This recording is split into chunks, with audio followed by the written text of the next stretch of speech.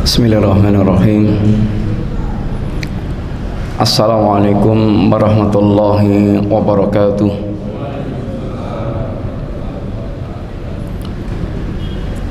Innal hamdalillah wassalatu wassalamu ala Rasulillah wa ala alihi wa ashabihi wa mawalah. Wala haula wala quwata illa billah, amma ba'du. Alhamdulillah, Bapak Ibu jamaah sekalian rahimani wa rahimakumullah. Insyaallah kita melanjutkan pembahasan kita belajar Islam dari dasar, yaitu memahami agama ini dari perkara-perkara yang prinsip, dari perkara-perkara yang menjadi pondasinya agama ini, yaitu akidah dan tauhid. Dan kita sedang berbicara tentang al-imanu bir-rusul, yaitu iman kepada para rasul yang diutus oleh Allah Subhanahu wa taala. Dan kita telah lewati beberapa pembahasan berkaitan dengan al-iman birusul. Di antaranya bahwa iman kepada Rasul itu merupakan min arkanil iman, salah satu di antara rukun dari rukun-rukun iman. Artinya kalau tidak beriman kepada Rasul maka dia kafir, karena dia kehilangan satu di antara rukun yaitu iman. Namanya rukun itu kalau tidak ada maka menjadi rusak. Membaca suratul Fatihah itu adalah rukun salat. Kalau kita salat sengaja tidak membaca Al-Fatihah maka salatnya rusak, dia dianggap belum salat. Kemudian kita juga telah melewati pembahasan berkaitan dengan iman kepada Rasul ini. Di antara keistimewaan Rasul yang diutus oleh Allah Ta'ala, Rasul itu memang manusia biasa kayak kita, ya makan, ya minum, ya capek, ya sedih, ya pengen menikah dan seterusnya. Tetapi ada hal-hal yang khusus yang Allah berikan pada para Rasul ini, sehingga Nabi pun katakan innama ana basyarum mithlukum, saya ini rasul, saya ini manusia biasa kayak kalian.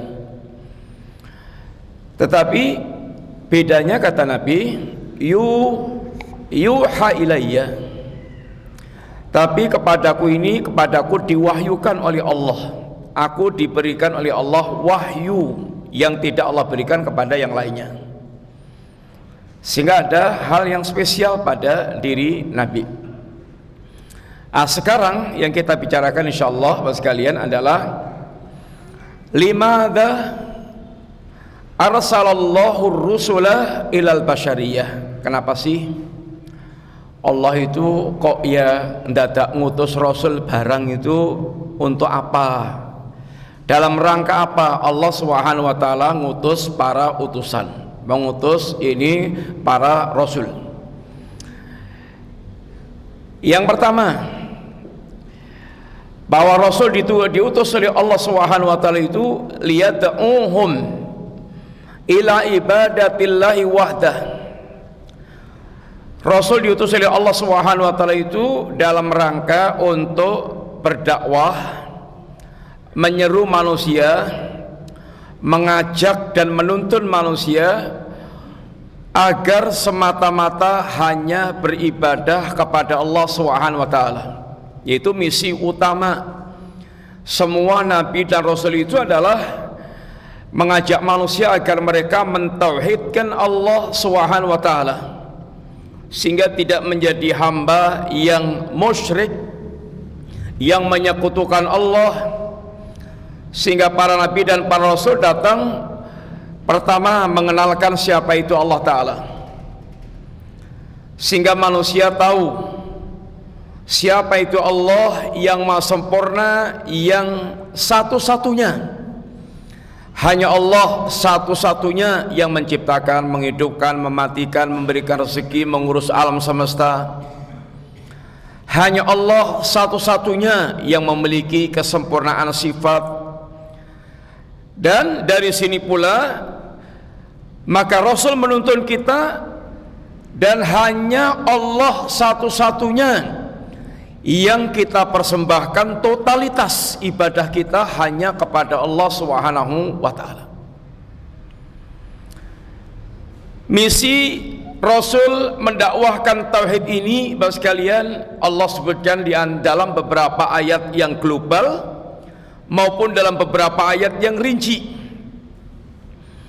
Contoh diantaranya Allah katakan, walaqad ba'atsna fi kulli ummatin rasulan an i'budullaha wajtanibut taghut. Sungguh kami telah mengutus pada setiap umat itu seorang rasul,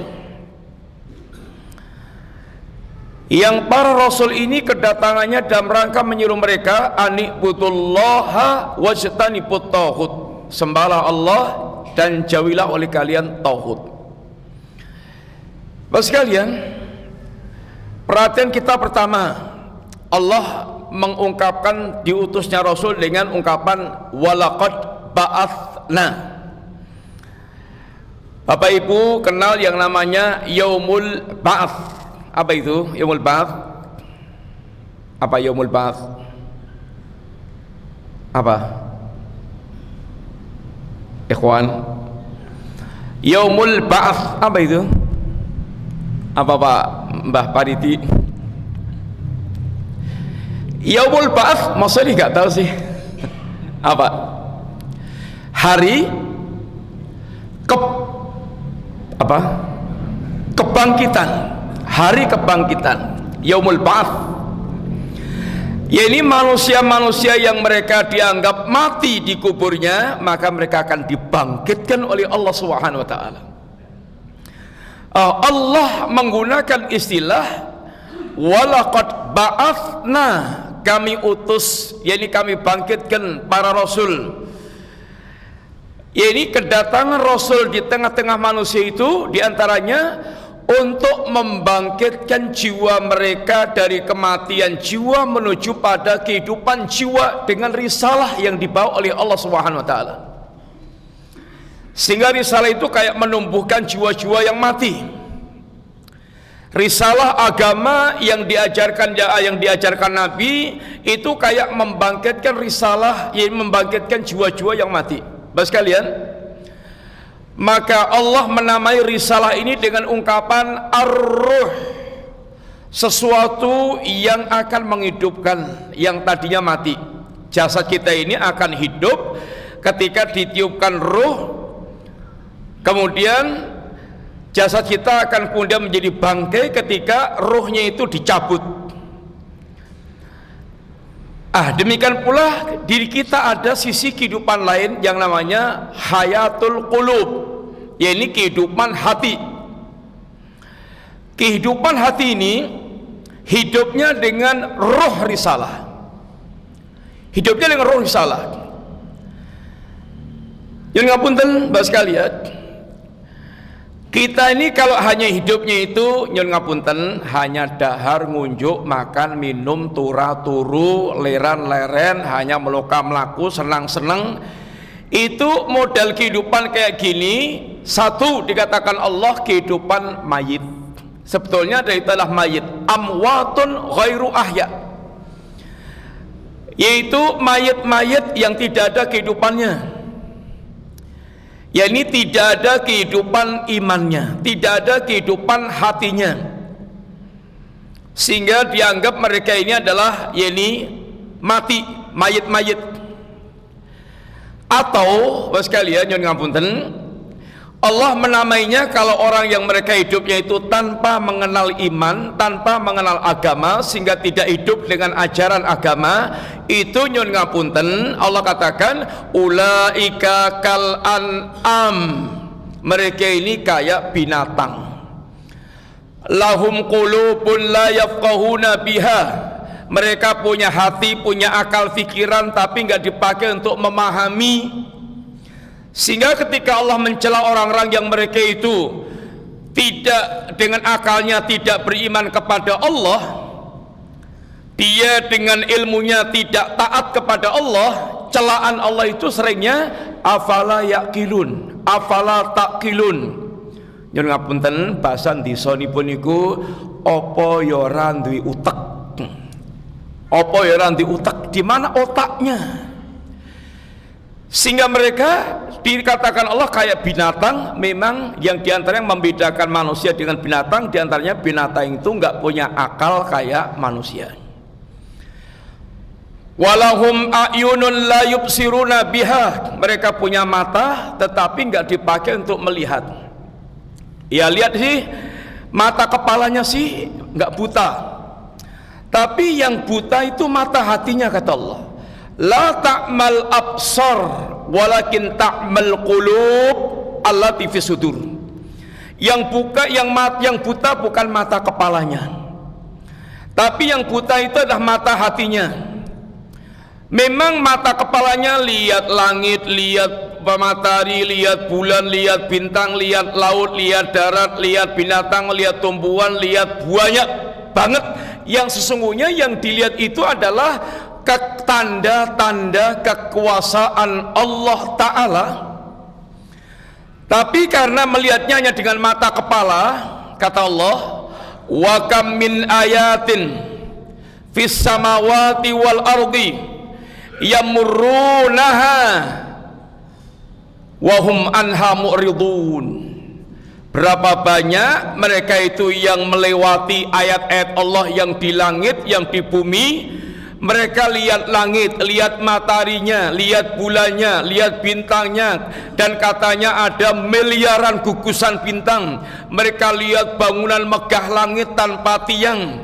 Mereka lihat lautnya, daratnya, yaitu bumi dengan isi kandungannya. Mereka pelajari di fakultas-fakultas mereka, sehingga ada fakultas kehutanan, biologi, peternakan, kemudian ini dan perikanan, kemudian yang lain-lainnya lagi, kedokteran.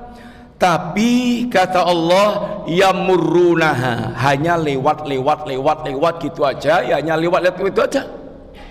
Hanya mata kepalanya yang lihat, tapi nggak sampai tembus kepada ini mata hatinya. Sehingga mereka melewatinya itu wahum anha mu'ridun, mereka itu dalam keadaan berpaling. Ayatnya Allah dilihat semuanya, tapi tidak mengantarkan mereka kepada Allah, bahkan berpaling dari Allah dan agama Allah. Sehingga hasilnya kata Allah, wa iyyara kulla ayatin la yu'minu biha, walaupun mata kepalanya itu melihat semua tanda-tanda kekuasaan Allah, tetap juga tidak membuat mereka beriman. Wa iyyara sabila rusdi la yattakhidu sabila, kalau dia melihat jalan yang lurus, tahu ini jalan lurus, jalan yang benar, jalan yang lempeng, tapi karena enggak selera, la yattakhidu sabila, enggak diambil, enggak dilewati jalan itu. Wa iyyara sabilal ghayyi yattakhidu sabila, tapi kalau lihat jalan yang bengkok, jalan yang rusak, tapi karena berselera, maka itu yang justru dilewati. Bapak sekalian, ini adalah model orang yang mereka memang hatinya tidak ada kehidupan. Kedatangan Nabi itu datang untuk mengajarkan risalah, untuk membangkitkan jiwa-jiwa yang tadinya mati, sehingga menjadi jiwa-jiwa yang hidup dengan risalah Allah Subhanahu wa Ta'ala. Walaqad ba'atsa fi kulli ummatin rasulan, Allah utus pada setiap rasul itu, pada setiap umat itu seorang rasul, dan ini merupakan bagian rahmat Allah Subhanahu wa Ta'ala. Bapak sekalian, maka nyun ngapunten, kalau di komunitas kita, di masyarakat kita Itu ada ustadz tempat kita belajar, ada kiai, ada ulama tempat kita menimba ilmu agama. Itu nikmat Allah yang sangat besar, sehingga kita dikenalkan Allah tentang agama, sehingga kita hidup, sehingga yang akan membimbing kita, kehidupan iman kita. Kalau di masyarakat itu belasnya ngapunten, nggak ada ustadz, nggak ada kiai, nggak ada ulama yang bimbing kita. Ya kita hidup ya hanya kerja, makan, tidur, plesir, senang-senang, ngenteni mati, hanya gitu aja, nggak ada lain. Nggak kenal siapa itu Allah, nggak kenal apa itu jalan yang lurus, nggak kenal ya ini kehidupan nanti setelah kematian itu mau kemana, nggak bisa membedakan yang hak dengan yang batil, syirik dengan tauhid. Maka kehadiran Nabi, kehadiran Rasul itu diingatkan Allah, itu nikmat anugerah Allah yang sangat besar. Tapi kadang-kadang ada orang yang mereka menyadari dan ada orang mereka tidak menyadari.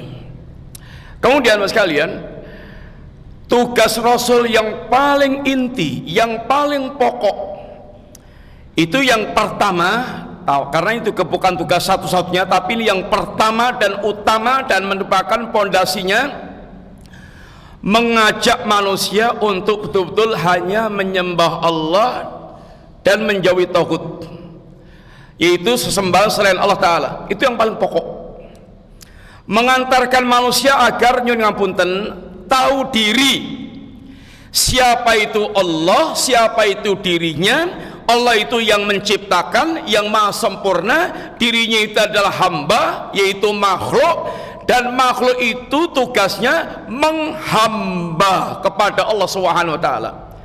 Rasul itu menuntun ke situ. Karena ada manusia yang tidak tahu diri, sehingga dengan ini kumalungkungnya, merasa besarnya, bahkan dia merasa menduduki kedudukan Tuhan, sehingga memperbudak manusia, memperlakukan manusia itu menjadi hamba-hambanya, yang harus sujud, yang harus taat mutlak, yang harus nyembah. Rasul membimbing kita bahwa kita ini hamba. Penjelasan mau jadi jenderal, mau jadi presiden, mau jadi konglomerat, mau jadi pejabat kayak apapun, maka harus kita sadar kita ini adalah hamba. Hamba itu setinggi apapun tingkatannya ya hamba, yang dia wajib menghamba kepada Allah Subhanahu wa taala. Semuanya hamba. Mau malaikat, mau nabi, mau wali, mau kiai, mau ustadz, mau orang awam, orang yang alim, semuanya hamba yang sama-sama punya kewajiban menghamba kepada Allah Subhanahu wa taala, walaupun punya tingkatan keutamaan yang berbeda-beda. Tapi semuanya hamba. Nabi juga merasa dirinya hamba dan wajib menghamba kepada Allah. Adapun tugas kenabian adalah membimbing manusia, menyampaikan risalah dan seterusnya. Tapi tugas pokoknya ya bagaimana mengantarkan kita sadar persis kita ini adalah hamba-hamba Allah yang harus menghamba kepada Allah Subhanahu wa taala. Sekalian, tugas kayak gini adalah tugasnya semua nabi dari awal sampai akhir. Allah ketika menurunkan ayat syariat kepada para nabi bisa beda-beda. Syariat yang Allah turunkan kepada nabi yang satu dengan nabi yang lainnya bisa berbeda-beda. Tapi yang tidak pernah beda dari awal sampai akhir itu syariat, yaitu ajaran la ilaha illallah. Wa ma arsalna min qablika min rasulin illa nuhi ilaihi annahu la ilaha illa ana fa'buduni, kata Allah. Tidak ada seorang rasul pun yang kami utus sebelum engkau ya Muhammad ya Rasulullah sallam, kecuali pasti kami wahyukan kepadanya la ilaha illa ana, bahwa tidak ada sembahan yang sesungguhnya, yang sebenarnya kecuali hanya aku Allah. Artinya kalau ada selain Allah yang disembah itu sesembahan palsu, Sesembahan yang hak itu hanya Allah Subhanahu wa taala. Maka kalau sudah mengucapkan la ilaha illallah, maka selain Allah semuanya nyingkir, semuanya disingkirkan, kedudukannya semuanya hamba, tidak ada yang sekedudukan dengan Allah, yaitu ilah. Ilah itu hanya Allah. Ilah itu hanya Allah Ta'ala. Dan tugas ini Bapak sekalian, tugasnya semua Nabi dan Rasul. Dan tugas inilah yang membuat kemudian mengundang permusuhan yang sengit. Permusuhan yang sengit. Bayangkan Nabiullah Nuh berdakwah 950 tahun, siang dan malam, kemudian terang-terangan dan sembunyi-sembunyi, dengan tarhib memberikan motivasi dan tarhib memberikan ancaman peringatan. Apa yang dilakukan oleh para kaumnya itu, yaitu menggugat Nabiullah Nuh, bukan akhlaknya, bukan karena ingin merebut kekuasaannya, bukan karena mengganggu hartanya, tapi yang paling ditentang adalah yaitu dakwah Nuh yang mengajak untuk mentauhidkan Allah. Ya qaumi budullaha malakum min ilahin ghairuh. Kata Nabiullah Nuh, wahai kaumku, sembahlah Allah yang tidak ada sembah yang hak kecuali Allah Subhanahu wa taala. Apa tanggapan kaumnya? Pembesar-pembesar kaumnya kemudian mulai bergerak di tengah-tengah masyarakat, kemudian mulai memprovokasi masyarakat, memberikan nasihat, memberikan arahan. Apa arahannya? La tadarunna wa makaru wa makarallahu wa makaru makran kubara. Mereka membuat makar besar kepada Nabiullah Nuh, merancang makar besar kepada Nabiullah Nuh untuk menghalangi dakwah Nabiullah Nuh. Apa nasihat mereka kepada masyarakatnya? Waqalu, mereka mengatakan, para pembesar-pembesar itu mengatakan, la tadarunna alihatakum, jangan kalian biarkan sesembahan-sembahan kalian, belalah sesembahan-sembahan kalian, jangan kalian biarkan sembahan-sembahan kalian diutik-utik, diusik-usik oleh Nuh. Wala tadarunna waddan wala suwa'an wala yaghutha wa ya'uqa wa nasran. Jangan tinggalkan Wad, Suwa, Yaghus, Ya'uq, Nasron. Ini berhalanya orang-orang, yaitu berhalanya kaumnya Nabiullah Nuh yang mereka agungkan. Dan berhala yang namanya Wad, Suwa, Yaghus, Ya'uq, Nasron, nyun ngapunten Bapak sekalian, ini dulu asalnya orang-orang soleh, guru-guru mereka dulu. Kemudian orang soleh ini meninggal, lalu mereka sangat merasa kehilangan banget. Lalu akhirnya mereka sering ke kuburan, iktikaf, merenung, berdiam tenang di kuburan. Setan tahu celahnya, ini tahu celah ini. Bagaimana mereka bersikap hulu kepada orang-orang saleh yang sudah meninggal itu, bersikap berlebih-lebihan. Maka setan pun datang ngasih nasihat. Tak nasihati ya, gini aja, kamu buat gambar patung guru-guru kamu itu, lalu letakkan di mana biasa mereka itu mengajar, supaya kamu begitu lihat patung gurumu, gambar gurumu, langsung ingat gurumu. Nasihatnya sekilas kelihatannya bagus, tapi ini adalah langkah awal setan untuk mengantarkan mereka kepada kesyirikan. Bapak sekalian, setan punya trik-trik yang sangat jitu. Dan setan caranya lembut, halus, bertahap. Lembut, halus, bertahap. Kayak iblis ketika menyesatkan Adam, bukan Adam tak sesatkan kamu ya, enggak. Adam, saya datang betul ya, saya betul-betul ngasih nasihat sama kamu. Itu hanya ini nasihat loh. Nasihat itu keinginan baik kepada orang yang dia nasihati, sehingga seakan-akan tulus memberikan nasihat, padahal sedang ingin membuat makar, blondrokkan Adam, sehingga kemudian kejeglong dalam ketertipuan iblis. Setan juga begitu.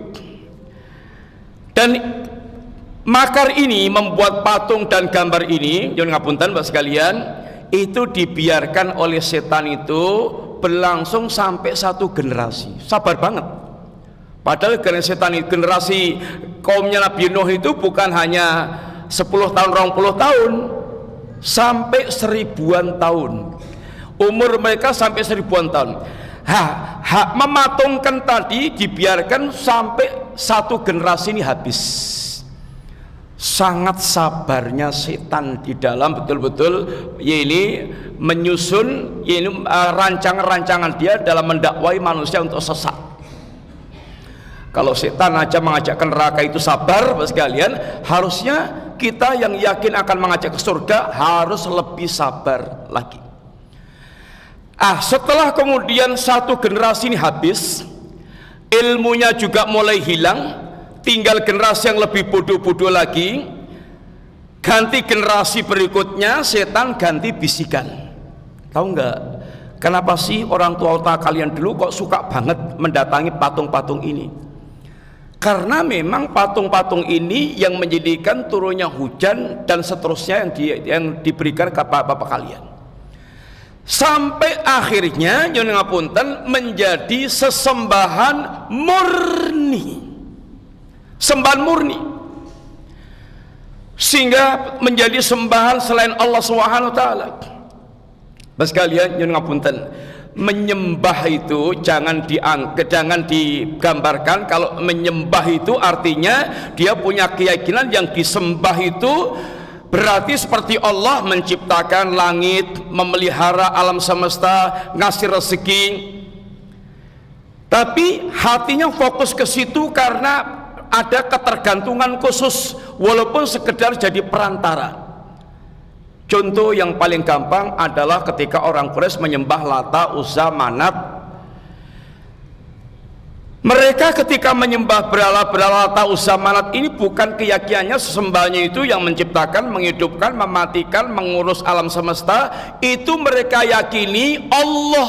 Mereka sudah tahu ini adalah pekerjaannya Allah, kekuasaannya Allah Ta'ala. Sehingga kalau mereka ditanya apa-apa, siapa sih yang menciptakan langit? Allah. Yang menciptakan bumi? Allah. Yang rezeki? Allah. Yang menurunkan air hujan? Allah. Tahu, mereka tahu. Lah, tapi kok nyembah Lata, Uzza, Manat, terus kedudukannya apa? Mereka ini statusnya hanya nyuwun ngapunten perantara untuk mengantarkan kepada Allah sedekat-dekatnya. Kata mereka yang menyembah Lata, Uzza, Manat itu, na'buduhum illa liyuqarribuna ilallahi zulfa.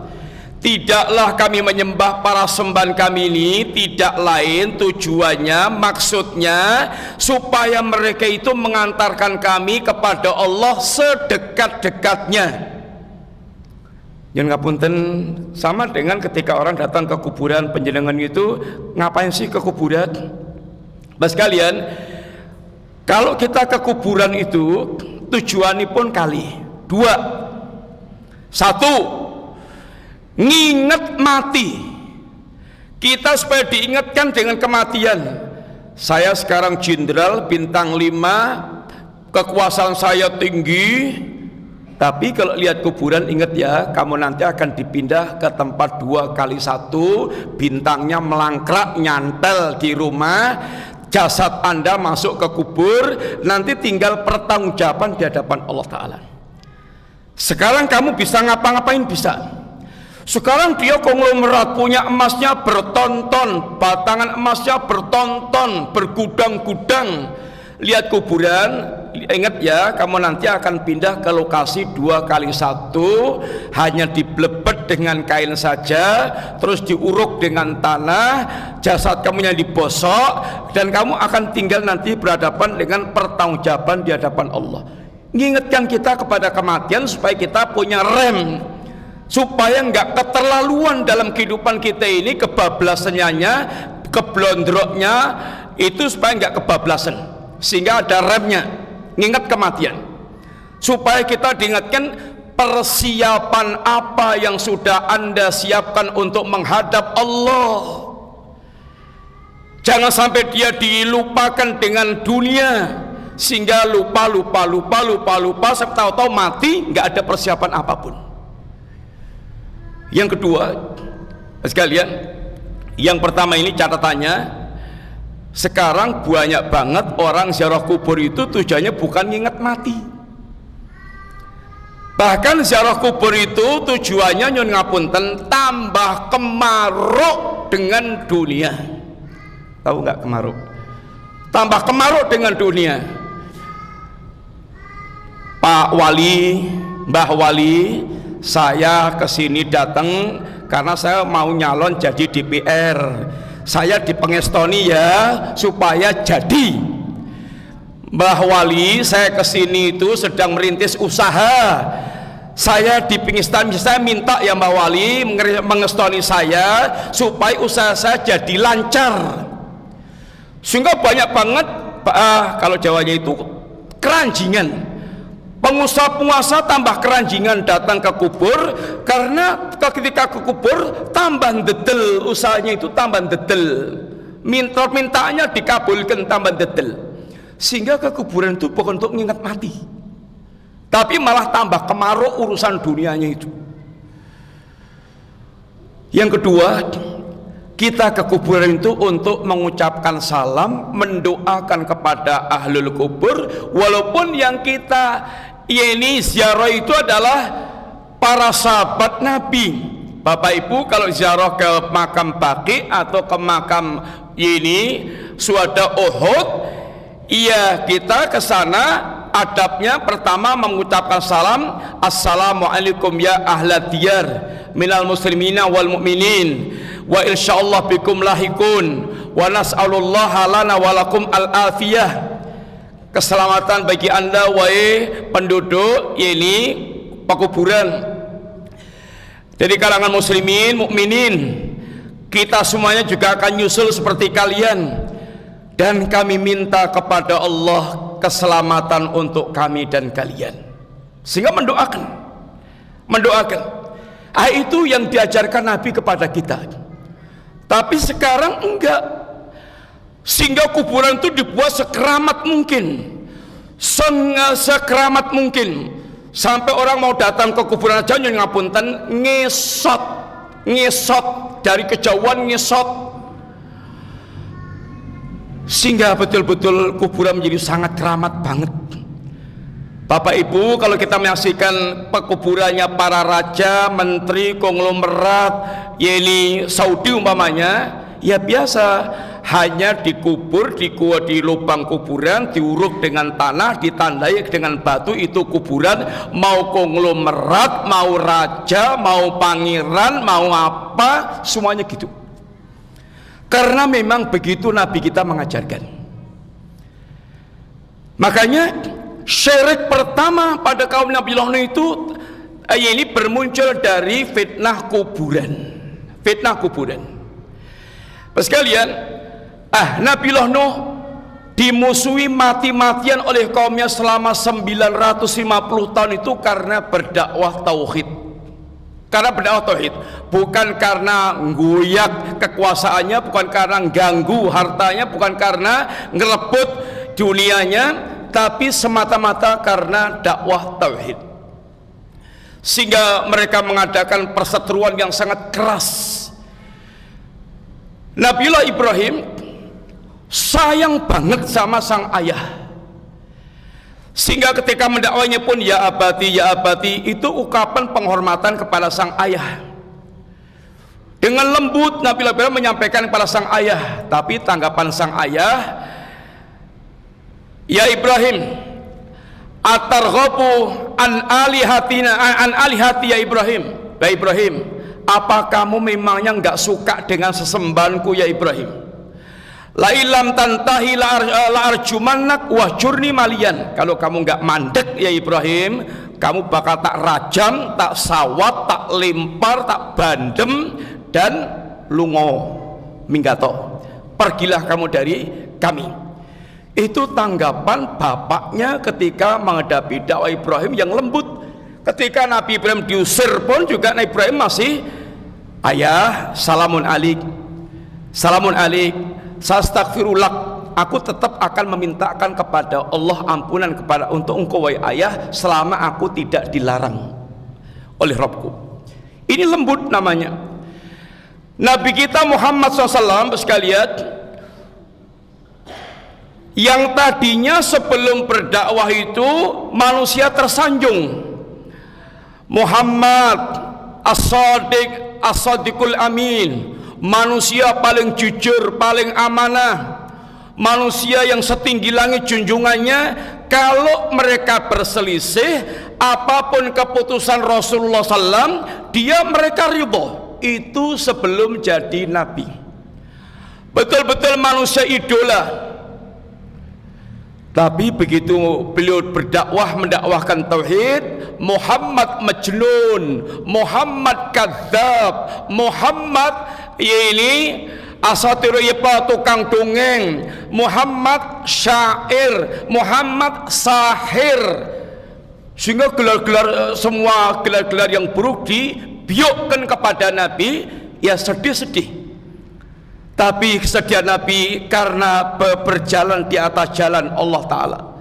Sampai Nabi ketika di Mekah itu sudah buntu, layaknya sudah kayaknya buntu, Nabi pengen menawarkan kalimat la ilaha illallah, kalimat tauhid ini kepada tokoh-tokoh Taif. Ternyata sudah Nabi rewangi jalan dari Mekah ke Taif itu kira-kira 80-90 kilo, Bapak sekalian. Lalu Nabi menawarkan kepada tokoh-tokoh Taif, ungkapannya tokoh-tokoh Taif sangat menusuk hati Nabi, sehingga semakin remuk ibaratnya hatinya Nabi.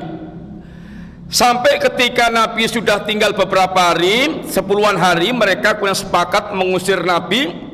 Mengusirnya pun dengan cara yang gak karuan, sangat menghinakan. Budak-budak suruh berbaris, orang bodoh suruh berbaris. Nabi diusir keluar dari barisan itu sambil dilimpari, diberengkulangi kayak ngusir kirik atau ngusir anjing. Kemudian sampai Nabi sudah keluar dari barisan, ditutkan lagi, dikejar lagi, dilimpari lagi, sampai Nabi masuk ke kebun anggur. Kata Nabi, Allahumma inni asku ilaika dha'fa quwwati wa qillata hilati wa hawani ala nasi. Ya Allah, aku mengeluhkan kepada engkau tentang ini lemahnya kekuatanku, sedikitnya dayaku, hinanya diriku di hadapan manusia. Tapi kata Nabi, tapi ya Allah, aku enggak peduli dengan apa yang mereka perlakukan kepadaku. Yang penting engkau tidak murka, yang penting engkau ridho. Sekalian, ini yang kalimat ini yang harus kita selalu jadikan itu patokan. Bagaimana kita senantiasa mencari ridhonya Allah walaupun manusia murka. Muawiyah, kalau zaman sekarang presiden, Muawiyah presiden minta nasihat kepada Ibunda Aisyah. Ibunda Aisyah, kasih aku nasihat tapi yang ringkas saja. Maka oleh Aisyah dituliskan hadis Nabi, manil tamasa ridallah bisakhatin nas radhiyallahu anhu wa ardan nas lah. Barang siapa yang mencari ridhonya Allah dan harus menanggung murkanya manusia. Kadang-kadang kita mencari ridhonya Allah tapi manusia murka karena nggak senang dengan apa yang kita sampaikan. Bukan karena buruknya akhlak, bukan karena jeleknya penampilan, tapi memang sengit dengan inti ajaran yang disampaikan yang mengajarkan tauhid. Sedangkan mereka para pecinta syirik. Maka sebagaimana Nabi menghadapi kenyataan yang demikian, barang siapa yang mencari keridhaan Allah dan kemudian harus menanggung kemurkaan manusia, satu, Allah akan ridho kepada orang ini. Dan kalau sudah Allah ridho, sudah nggak peduli lagi dengan yang lain-lainnya, karena sudah cukup Allah itu bagi seorang hambanya. Dan bahkan kalau Allah ridha itu, Allah pun akan membuat manusia justru ridha dengan orang itu, walaupun sebagian orang memusuhinya. Tapi wa manil tamasa ridhan nas, bi sakhatillah, barang siapa mencari ridhanya manusia tapi harus mengundang kemurkaan Allah. Biasanya yang gini-gini nyuwun ngapunten, orang yang berkepentingan, kepentinganku ngumpulkan manusia kok, sehingga bagaimana caranya manusia itu senang dengan saya, nggak urus mau ngelanggar aturan agama, nggak urus, yang penting manusia ridho dengan saya sedang butuh manusia. Biasanya yang berkepentingan gini yang kemudian mereka nggak peduli dengan keridhaan Allah Ta'ala. Kepentingan harta, kepentingan jabatan, kepentingan manusia, kepentingan macam-macam. Kalau dia cari ridhonya manusia dengan mau mengundang kemurkaan Allah, sakhitallahu alaih, Allah akan murka dengan orang itu, washatan nas, dan bahkan Allah pun juga membuat manusia itu murka pula dengan orang tersebut. Bapak sekalian, kita diingatkan oleh Al-Imam Syafi'i atau ulama yang semisal beliau, ghayatun nas, ini ridhan nas ghayatun la yudrak, la tudrak. Ridhanya manusia itu tujuan yang tidak akan mungkin bisa kita capai. Saya pengen semua manusia ridho dengan saya, pret, nggak mungkin, bukan mungkin. Karena manusia itu ada yang baik, ada yang buruk. Penjenengan jadi orang baik, yang buruk nggak ridho. Jadi orang buruk, yang baik nggak ridho. Semua suruh ridho, nggak bisa. Iblis selama masih ada di dunia, maka akan ada penjahat-penjahat juga. Dan kalau kita menjadi orang baik, iblis dan teman-temannya nggak mungkin ridho. Ridhon nas ghayatul la tudrak. Ridho manusia itu tujuan yang nggak mungkin bisa dicapai. Sedangkan ridho Allah ghayatun la tudrak. Ridhonya Allah itu tujuan yang selayaknya tidak boleh kita tinggalkan. Artinya harus kita cari ridhonya Allah Ta'ala. Maka utruk, tinggalkan tujuan yang nggak mungkin dicapai, yaitu cari ridhonya manusia, dan gapailah yaitu tujuan yang memang harus kita cari, yaitu ridhonya Allah Subhanahu Wa Ta'ala. Bapak sekalian, makanya Allah ingatkan ketika Allah mengutus Nabi untuk mendakwakan tauhid itu, sebagian mereka faminhum man hadallahu wa minhum man haqqat alaihi dhalalah.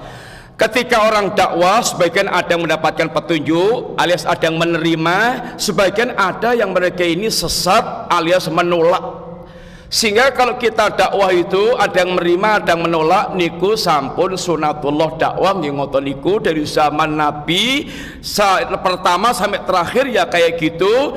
Panjenengan mau tampil sehebat apapun, umpamanya panjenengan dai paling ganteng, paling sugih, paling cerdas, paling hebat, paling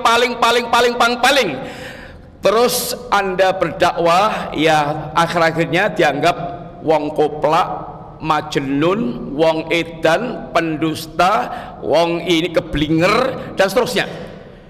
Itu pasti akan terjadi yang kayak gitu. Sehingga nyun ngapunten, ampun keloro-loro kalau memang kita kemudian bawakan agama ditanggapi dengan cara kayak gituan. Maka teman-teman sekali mungkin bermanfaat. Wassalamualaikum warahmatullahi wabarakatuh.